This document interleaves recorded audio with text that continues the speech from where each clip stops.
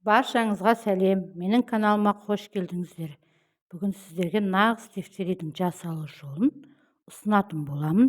Ол үшін видеоның соңына дейін қарап, лайк басып, каналға тіркелмеген болсаңыздар, тіркеліп кетіңіздер.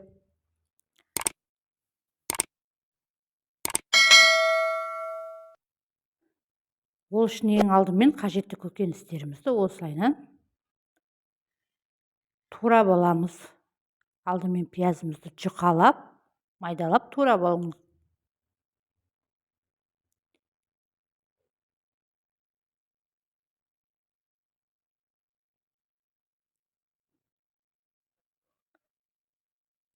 Болгар бұрышымызды да осылай пияз сияқты майдалап турап алдым. Ірі болса бізде балдар жемейді, сондықтан мен барлығын майдалау еттім. Ал сәбізімізді осылайынан сәндік үшін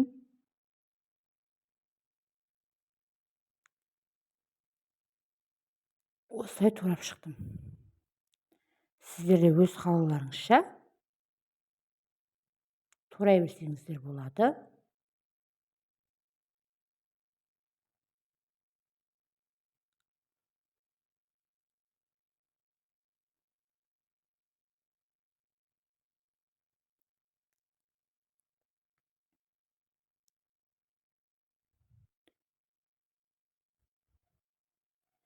Мінекей, енді осы жуып тазалап туралған көкөністерімізді барлығын жақсылап қуыратын боламыз.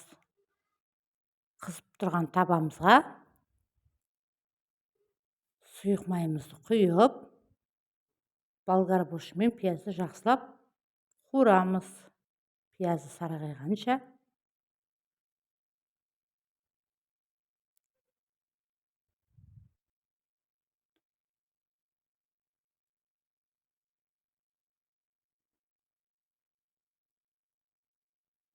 Келесі кезекте қызанағымызды және томат пастамызды қосып, барлығын жақсылап қуырамыз.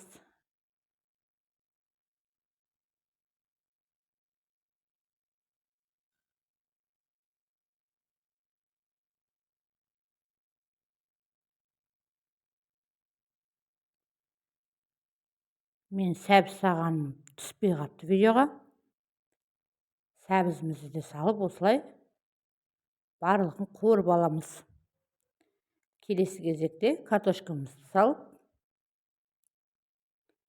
татымына қарай тұз, паприка, қарабұрыш, приправалар өздеріңіздің қалауларыңызша қоса бересіздер.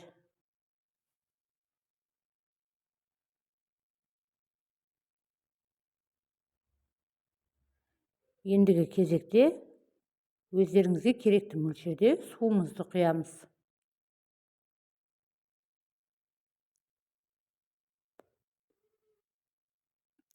Үйдегі адам санына қарай құя бересіздер.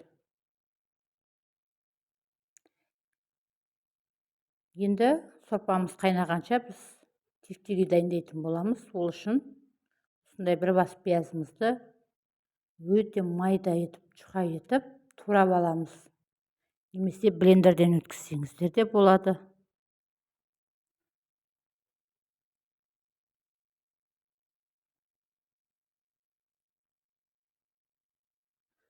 Сіздер де міндетті түрде жасап көріңіздер.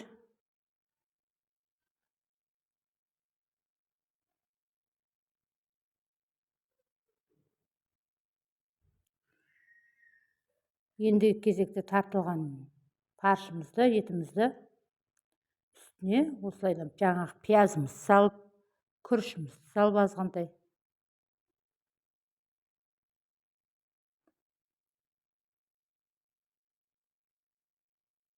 Татымына қарай қарабұрыш, тұз, паприкаларыңызды қосып,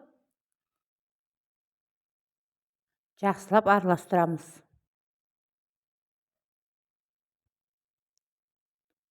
Ас көп қоссаңыздар да болады, өз қалауларыңызша.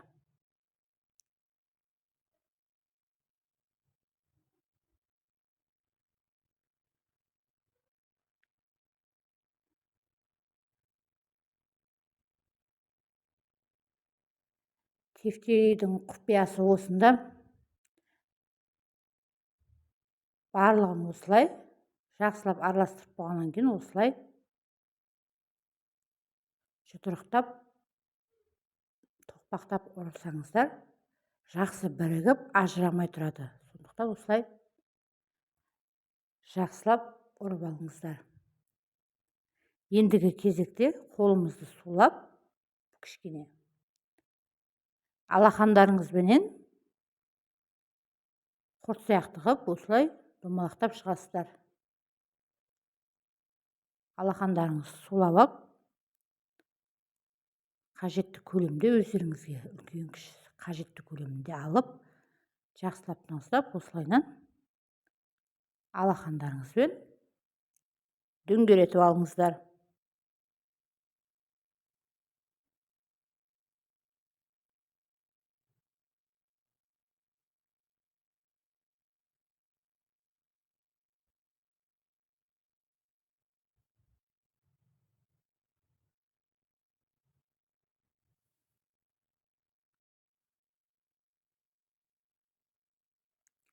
Мінекей біздің тефтерлеріміз дайын болды. Жаңағы қайнап тұрған сорпамызға қатты астын қатты қойып, сақырлап қайнап тұрған сорпаның үстінен осылай салып шығасыздар.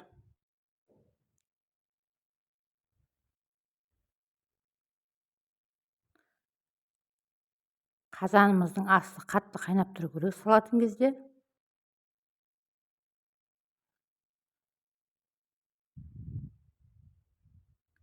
Мінекей біздің сорпамыз дайын болып қалды. Енді кезекте пісуіне 10 минут қалған кезде осылайынан лавр жапырағы,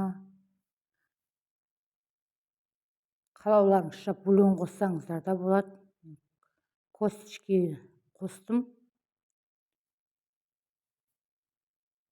Ол өз қалауларыңыз бойынша қоспасаңыздар да болады.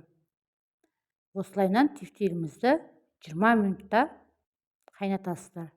20 минуттан кейін мінекей біздің тефтерлеріміз пісіп дайын болды. Шашырамай, езілмей.